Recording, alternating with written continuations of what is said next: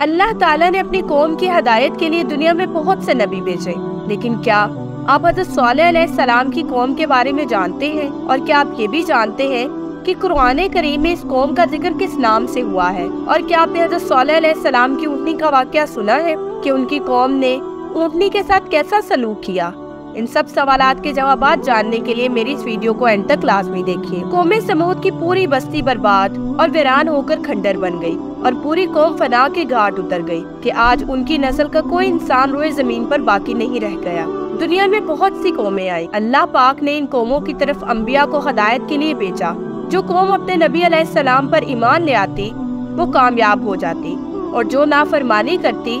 وہ عذاب الہی کی مستحق ٹھہرتی۔ انہی قوموں میں سے ایک قوم سمود بھی ہے۔ ناقۃ اللہ کا معنی ہے اللہ کی اونٹنی۔ یہ حضرت صالح علیہ السلام کی اونٹنی کو کہا گیا۔ اس کا ذکر قرآن پاک کی سورۃ ہود کی آیت 64 میں کیا گیا ہے۔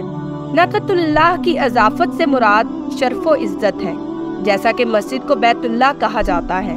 کہ وہ اونٹنی بھی معجزہ و نشانی کے طور پر مقرر کی گئی تھی، اور اسی بنا پر اس کو ناقۃ اللہ کی اونٹنی کہا گیا، کیونکہ اس کی پیدائش عام معروف طریقے پر نہیں ہوئی، اسی لیے وہ اللہ کی نشانی قرار پائی۔ حضرت صالح علیہ السلام کی قوم نے آپ سے مطالبہ کیا کہ اگر آپ فلاں پہاڑ سے 10 ماہ کی گابن اونٹنی نکال دکھائیں تو ہم آپ پر ایمان لے آئیں گے۔ حضرت صالح علیہ السلام نے ان سے اس کا پختہ عہد لیا کہ اگر اللہ ایسے کر دے تو وہ ضرور ان پر ایمان لے آئیں گے۔ تو جب انہوں نے اس کا پختہ قول و قرار کر لیا تو حضرت صالح علیہ السلام نے نماز پڑھ کر اللہ کے حضور دعا کی، تو اس پہاڑی سے دیکھتے ہی دیکھتے 10 ماہ کی گابن اونٹنی نکل آئی، جس پر اس قوم کے سردار جندہ ابن عمرو اور ان کے ساتھی ایمان لے آئے اور دوسرے ایمان نہ لائے۔ قوم سمود نے صالح علیہ السلام سے کہا کہ اپنی نبوت کی صداقت پر کوئی حصی معجزہ ہمیں دکھلا دو، تب ہم تمہاری بات تسلیم کر لیں گے۔ آپ نے پوچھا کیسا معجزہ چاہتے ہو؟ انہوں نے کہا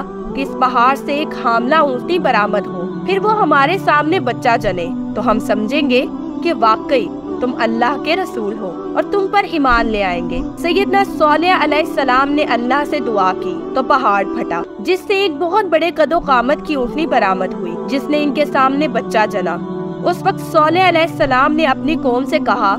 کہ اس اونٹنی کو آزادانہ چلنے پھرنے دو، کیونکہ یہ تمہارا مطلوبہ معجزہ اور اللہ کی نشانی ہے، جہاں سے چاہے چرتی پھرے اور جہاں سے چاہے پانی پیے۔ اب صورتحال یہ تھی کہ ایک تو اس علاقہ میں پہلے ہی پانی کی قلت تھی، دوسرے یہ کاداور اور بہت بڑے ڈیل ڈول کی اونٹنی ایک دن میں اتنا پانی پی جاتی تھی جتنا ان کے سارے جانور پیتے تھے۔ اس لیے سیدنا صالح علیہ السلام نے کہا کہ باری مقرر کر لو، اس کنویں سے ایک دن تمہارے جانور پانی پیا کریں گے اور ایک دن یہ اونٹنی پانی پیا کرے گی، اور ساتھ ہی یہ بھی تنبیہ کر دی کہ اگر تم نے اس اونٹنی سے کوئی برا سلوک کیا تو اللہ تعالیٰ کا سخت عذاب تم پر ٹوٹ پڑے گا۔ چند دن تو قوم سمود نے اس تکلیف کو برداشت کیا کہ ایک دن ان کو پانی نہیں ملتا تھا، کیونکہ اس دن تالاب کا سارا پانی اونٹنی پی جاتی تھی۔ اس لیے ان لوگوں نے طے کر لیا کہ اس اونٹنی کو قتل کر ڈالے۔ چنانچہ اس قوم میں قدار بن سالف، جو سرخ رنگ کا بری آنکھوں والا اور پستہ قد آدمی تھا،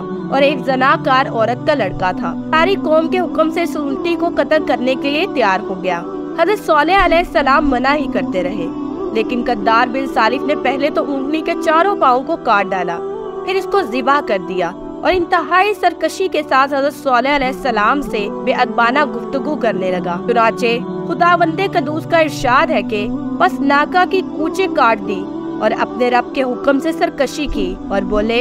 اے صالح، ہم پر لے آؤ جس کا تم وعدہ دے رہے ہو، اگر تم رسول ہو۔ قوم سمود کی اس سرکشی پر عذاب خداوندی کا ظہور اس طرح ہوا کہ پہلے ایک زبردست چنگاڑ کی خوفناک آواز آئی، پھر شدید زلزلہ آیا جس سے پوری آبادی اتل پتل ہو کر چکنا چور ہو گئی، تمام عمارتیں ٹوٹ پھوٹ کر تہس نہس ہو گئی، اور قوم سمود کا ایک ایک آدمی گھٹنوں کے بل اوندا گر کر مر گیا۔ خلاصہ کلام یہ ہے کہ قوم سمود کی پوری بستی برباد اور ویران ہو کر کھنڈر بن گئی اور پوری قوم فنا کے گھاٹ اتر گئی کہ آج ان کی نسل کا کوئی انسان روئے زمین پر باقی نہیں رہ گیا۔ اس واقعہ سے یہ سبق ملتا ہے کہ کہ جب ایک نبی کی ایک اونٹنی کو قتل کر دینے والی قوم عذاب الہی کی تباہ کاریوں سے اس طرح فنا ہو گئی کہ ان کی نسل کا کوئی انسان بھی روئے زمین پر باقی نہ رہ گیا، تو جو قوم اپنے نبی کی آل و اولاد کو قتل کر ڈالے گی، بھلا وہ عذاب الہی کے قہر سے کب اور کس طرح محفوظ رہ سکتی ہے۔ میں امید کرتی ہوں کہ میرے ناظرین کے لیے آج کی ویڈیو بہت ہی دلچسپ اور معلوماتی رہی ہوگی، اور اگر آپ چاہتے ہیں کہ ہم ایسے ہی آپ کے ساتھ اہم موضوع شیئر کرتے رہیں تو ہمارے چینل کو لائک، شیئر اور سبسکرائب کرنا مت بھولیں، اور بیل آئیکن کا بٹن ضرور پریس کریں تاکہ ہر آنے والی نئی ویڈیو کا نوٹیفیکیشن آپ کو آپ کی اسکرین پر ملے۔ اب میں آپ سے اجازت چاہوں گی، شکریہ، اللہ حافظ۔